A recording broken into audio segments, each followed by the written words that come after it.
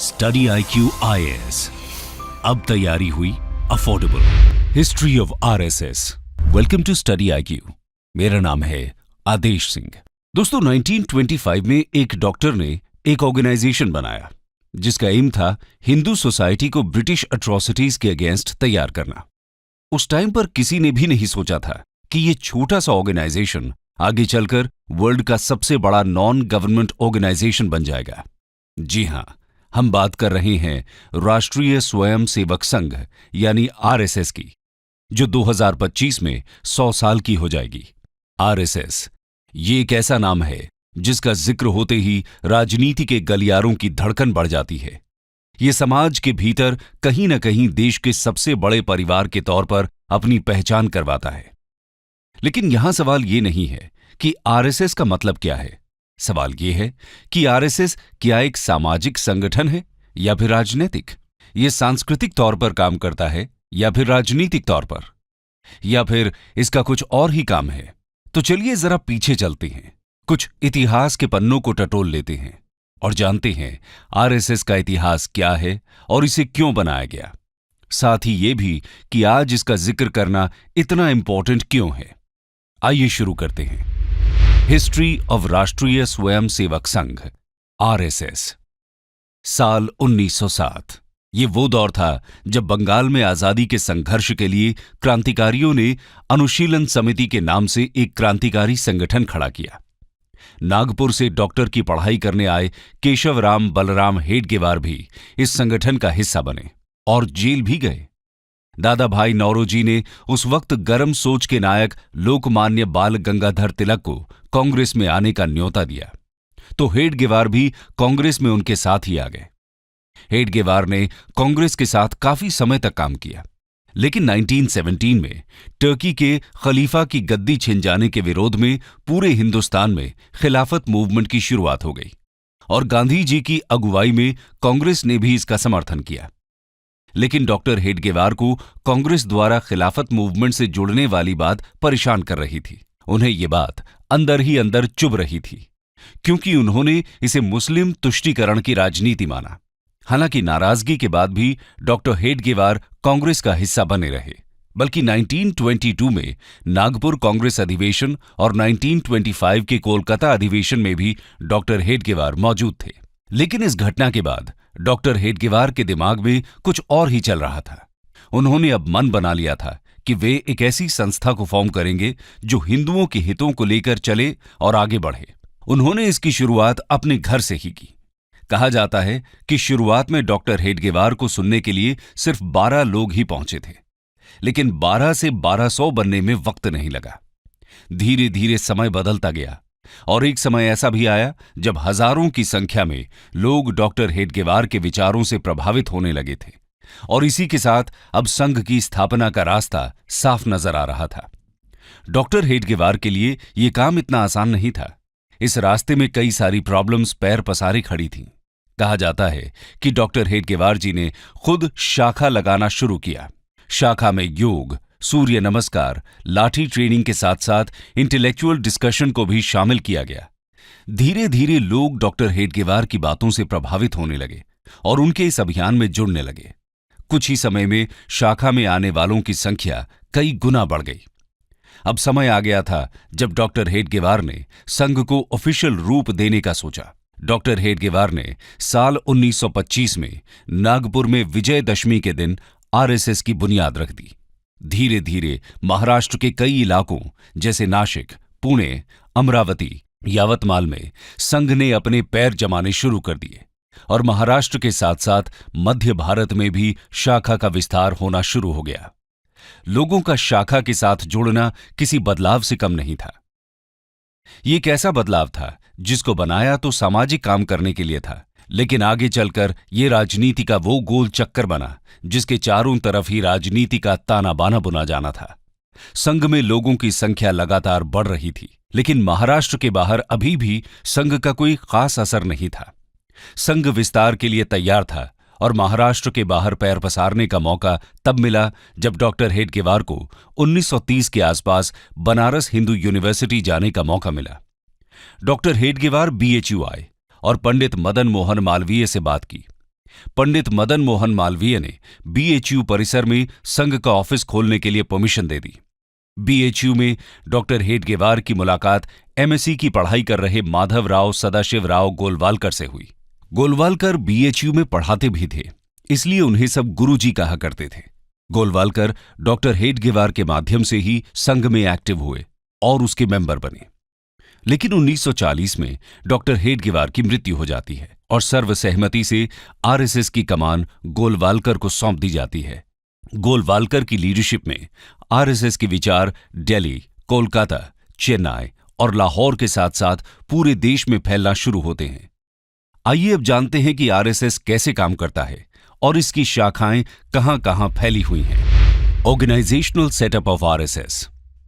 RSS की constructive arrangement की बात करें तो आरएसएस 11 पार्ट में बटा हुआ है।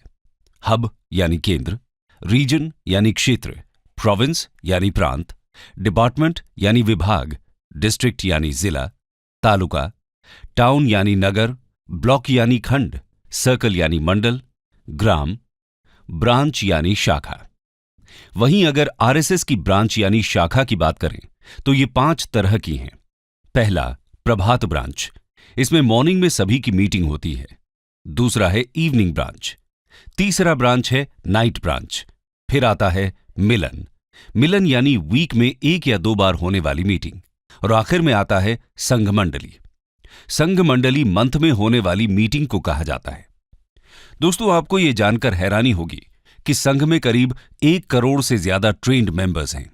संघ परिवार के अंडर 80 से ज्यादा छोटे बड़े संगठन आते हैं। अकेले उत्तर प्रदेश में आरएसएस के 8,000 से ज्यादा ब्रांच हैं।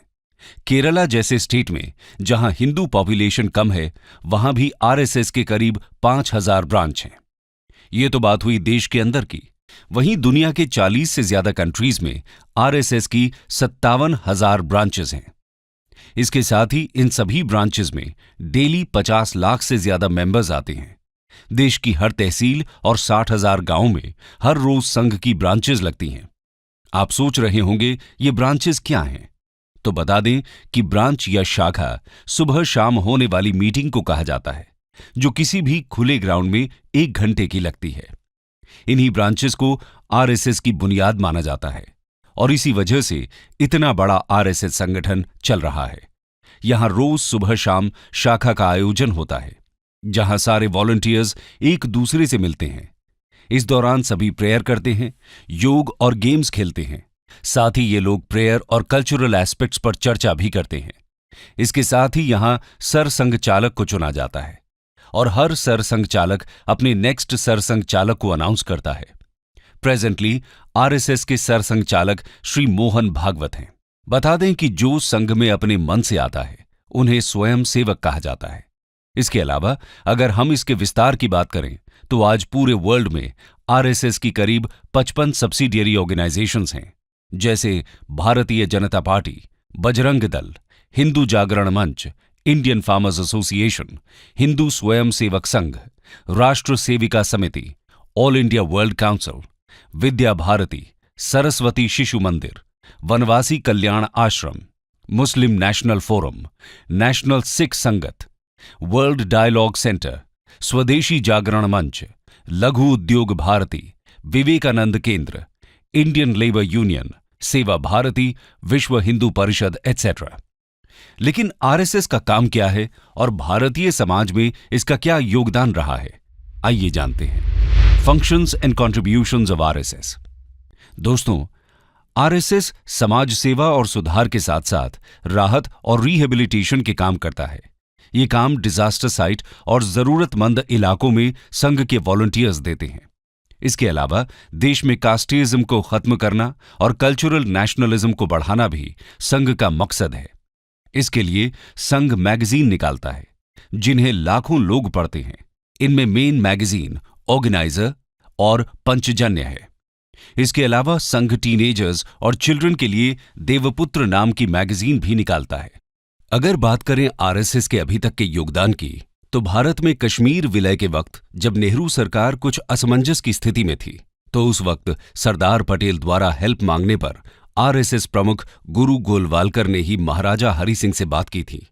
जिसके बाद महाराजा हरि सिंह ने विलय के लिए दिल्ली लेटर भेजा था। इसके अलावा दादरा और नगर हवेली और गोवा के भारत में विलय के दौरान भी संघ ने बहुत इंपॉर्टेंट रोल प्ले किया था। 22 जुलाई 1954 को दादरा को पोर्चुगीज से मुक्त कराया गया था। 28 जुलाई को आरएसएस लीडर वाकनकर की लीडरशिप में स्वयंसेवक्स ने नारोली पुलिस स्टेशन पर हमला बोल दिया और पोर्चुगीज स्टाफर्स को ओवरपावर करते हुए उन्हें सरेंडर करने के लिए मजबूर कर दिया। लिबरेशन फोर्सेस को इस तरह आगे बढ़ता देख पोर्चुगीज फोर्सेस कैप्टन विर्गिलियो फिडाल्गो के नेतृत्व में राजधानी सिल्वासा की तरफ रिट्रीट कर चुकी होती है।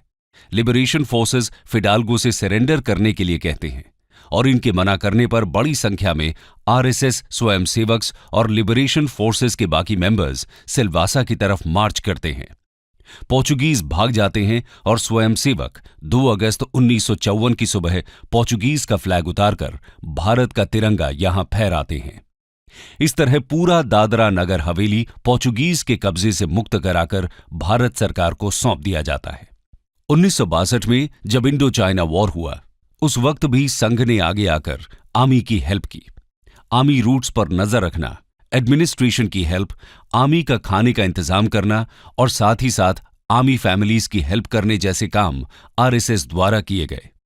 उनके इस काम को पूरे देश के लोगों ने अप्रिशिएट किया। आरएसएस के इस काम को देखते हुए पीएम नेहरू ने 1963 के रिपब्लिक डे परेड फंक्शन में स्पेशली आरएसएस को इनवाइट किया। 2 दिन के नोटिस पर 3000 स्वयं सेवक ने अपनी यूनिफॉर्म में राजपथ पर मार्च पास्ट किया। इतना ही नहीं, 1965 में इंडो पाक वॉर के दौरान भी तत्कालीन पीएम लाल बहादुर शास्त्री ने संघ को याद किया था। उस वक्त घायल जवानों को सबसे ज्यादा ब्लड संघ के ही स्वयं सेवकों ने दिया था। साथ ही कश्मीर में एयर स्ट्रिप्स से स्नो हटाने का काम भी संघ के स्वयं सेवकों ने ही किया था। इसके अलावा 1971 में ओडिशा में आए भयानक साइक्लोन से लेकर भोपाल गैस ट्रेजेडी तक, 1984 में सिख दंगों से लेकर Gujarat earthquake, tsunami catastrophe, Uttarakhand floods और कारगिल वॉर में घायल लोगों के रेस्क्यू ऑपरेशंस तक संघ ने आगे आकर अपनी सेवाएं दी। हमेशा संघ ने आगे फोर फ्रंट में खड़े हो लोगों की सेवा की है और सिर्फ इंडिया ही नहीं, इवन नेपाल, श्रीलंका और सुमात्रा में भी संघ ने अपनी सेवाएं दी हैं। आरएसएस द्वारा इतना सब करने के बावजूद वो हमेशा कंट्रोवर्सी में फंसती रहती है। उस पर हमेशा से राजनीति में हस्तक्षेप करने के इल्जाम लगते रहे हैं और इसे सरकार द्वारा बैन करने की मांग उठती रही है। आइए जानते हैं इसे कब कब बैन किया गया है। When was RSS banned? दोस्तों, समय समय पर आरएसएस आलोचना और विवादों में घिरता रहा है। पहली बार जब 1948 में नाथुराम गोडसे ने महात्मा गांधी की हत्या कर दी तो पंडित नेहरू ने इसके लिए आरएसएस को जिम्मेदार ठहराया और इसे बैन कर दिया गया। दूसरी बार 1975 में इंदिरा गांधी ने जब देश में नेशनल इमरजेंसी लगाई थी, उस वक्त भी आरएसएस पर बैन लगा दिया गया था। तीसरी बार 1992 में जब बाबरी मस्जिद को गिरा दिया गया, उस वक्त आरएसएस को बैन किया गया। हम कह सकते हैं कि एक सामाजिक संगठन होने के बावजूद आरएसएस का हमेशा से इंडियन पॉलिटिक्स से गहरा नाता रहा है।